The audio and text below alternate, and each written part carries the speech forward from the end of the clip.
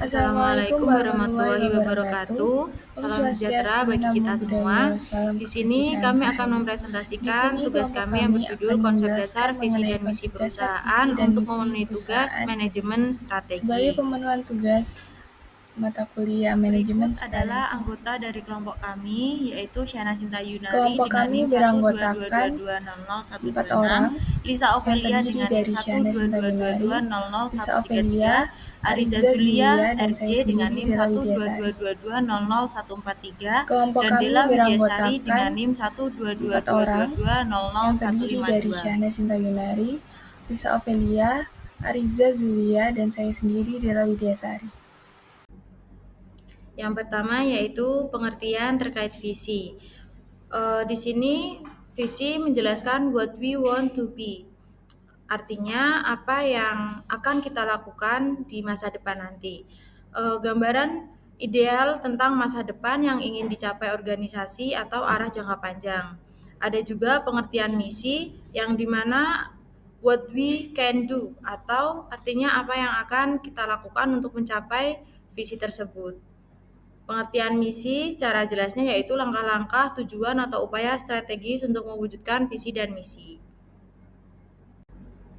Berikutnya ada tujuan visi. Yang pertama yaitu memberikan arah dan inspirasi bagi seluruh anggota organisasi. Yang kedua, menjadi landasan utama dalam perencanaan strategi dan kebijakan organisasi. Yang ketiga, menciptakan identitas dan karakter organisasi yang membedakannya dari organisasi yang lain. Dan yang keempat yaitu menumbuhkan komitmen dan rasa memiliki terhadap tujuan bersama.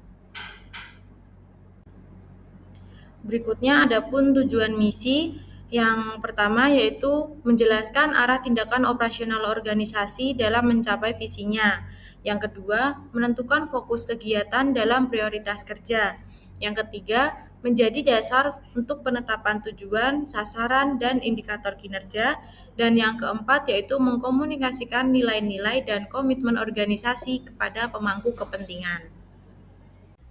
Perbedaan visi dan misi. Dalam suatu organisasi atau perusahaan, visi itu merupakan tujuan utama dan gambaran secara garis besar apa yang ingin dicapai oleh perusahaan atau organisasi tersebut. Sedangkan misi merupakan gambaran dari langkah-langkah yang akan diambil untuk mewujudkan cita-cita atau visi tersebut. Lalu, yang kedua itu visi, itu merupakan cita-cita jangka panjang suatu perusahaan atau organisasi. Sedangkan misi adalah wujud dari cita-cita jangka pendek yang akan dicapai perusahaan tersebut atau organisasi tersebut. Yang ketiga, visi memiliki sifat yang lebih permanen, sedangkan misi memiliki sifat yang lebih fleksibel. Lalu adapun yang keempat, itu visi memuat pernyataan yang memiliki sifat secara general. Lalu misi itu memuat penjelasan-penjelasan atau pernyataan yang lebih khusus dan detail. Hubungan visi dan misi. Yang pertama, itu visi memberi inspirasi dan motivasi jangka panjang bagi seluruh pemangku kepentingan. Sedangkan misi itu menerjemahkan visi ke dalam tanggung jawab dan peran sehari-hari organisasi atau perusahaan. Lalu yang kedua, konsistensi antara visi dan misi itu sangat penting agar strategi yang digunakan atau tindakan yang digunakan organisasi dan perusahaan itu tidak menyimpang, melainkan berjalan sesuai untuk menuju tujuan bersama. Adapun fungsi strategis dari visi, itu yang pertama, menetapkan arah dan tujuan strategis jangka panjang yang dimiliki perusahaan atau organisasi.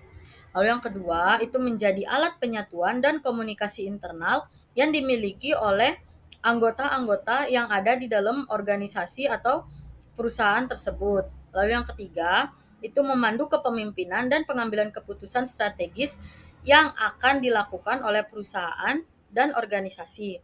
Lalu yang keempat, itu meningkatkan ketahanan dan adaptabilitas organisasi atau perusahaan.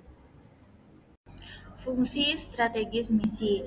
Menurut Pater 2010, misi menjelaskan siapa kita, apa yang kita lakukan, dan untuk siapa kita melakukannya. 1. Menjadi dasar formulasi strategi, menentukan ruang lingkup bisnis dan arah tindakan. 2. Menjadi alat komunikasi internal dan eksternal, menjelaskan nilai dan tujuan kepada karyawan, pelanggan, dan mitra. 3. Meningkatkan kohesi organisasi, memperkuat kesatuan arah dan komitmen. 4. Mendukung pengambilan keputusan strategis, memberi panduan dalam menetapkan prioritas. Bagaimana ciri-ciri visi dan misi yang efektif? Ciri-ciri visi yang efektif. 1. Jelas dan mudah dipahami. 2. Inspiratif. 3. Futuristik. 4. Realistis tetapi menantang. 5. Singkat dan padat makna. Ciri-ciri misi yang efektif. 1. Konkret dan operasional. 2. Menyebutkan bidang utama aktivitas organisasi. 3. Menunjukkan manfaat bagi pihak yang dilayani atau stakeholder. 4. Selaras dengan visi dan nilai organisasi. 5. Dapat diukur dan dievaluasi keberhasilannya. Apa saja kriteria visi dan misi? Jadi terdapat 5 kriteria visi dan misi, di antara lain yang pertama, visi dan misi harus sesuai dengan semangat zaman dan perjuangan organisasi. Yang kedua, visi dan misi harus mampu mempresentasikan organisasi yang ideal. Yang ketiga, visi dan misi menjelaskan arah dan tujuan organisasi. Yang keempat, visi dan misi harus cukup persuasif. Dan yang terakhir, visi dan misi harus mampu mengungkapkan keunikan organisasi. Berikutnya terdapat 5 faktor pendukung visi dan misi. Yang pertama, pemahaman yang jelas terhadap visi dan misi. Yang kedua, kepemimpinan yang konsisten dan komitmen dari manajemen atas. Yang ketiga, komunikasi efektif dan sosialisasi secara menyeluruh. Yang keempat, ketersediaan sumber daya yang memadai. Dan yang terakhir, budaya organisasi yang mendukung. Ada pula faktor-faktor penghambat visi dan misi. Di antara lain yaitu komunikasi yang kurang atau tidak efektif. Yang kedua, visi dan misi terlalu abstrak, tidak konkret, atau terlalu idealis. Yang ketiga, kurangnya komitmen pimpinan atau ketidakkonsistenan tindakan. Yang keempat, keterbatasan sumber daya. Dan yang kelima, ketidakjelasan dalam struktur organisasi, deskripsi pekerjaan, dan tanggung jawab. Berikut ini merupakan contoh visi dan misi PT Unilever Indonesia. Visi mereka yaitu to make sustainable living commonplace, yang artinya menjadikan kehidupan berkelanjutan sebagai hal yang lazim. Kemudian misi mereka, terdapat 5 misi. Yang pertama, meningkatkan kualitas hidup masyarakat melalui produk yang memenuhi kebutuhan sehari-hari. Yang kedua, mendorong perilaku hidup sehat dan berkelanjutan dengan menyediakan produk ramah lingkungan dan bernilai sosial. Yang ketiga, mengembangkan bisnis secara bertanggung jawab untuk memberikan manfaat ekonomi bagi para pemangku kepentingan. Yang keempat, mengurangi dampak lingkungan dari seluruh proses produksi hingga distribusi. Dan yang terakhir, menumbuhkan inklusivitas dan kesetaraan di tempat kerja serta komunitas sekitar. Baik, sekian dari video presentasi kami. Apabila ada salah kata, mohon dimaafkan. Wassalamualaikum warahmatullahi wabarakatuh.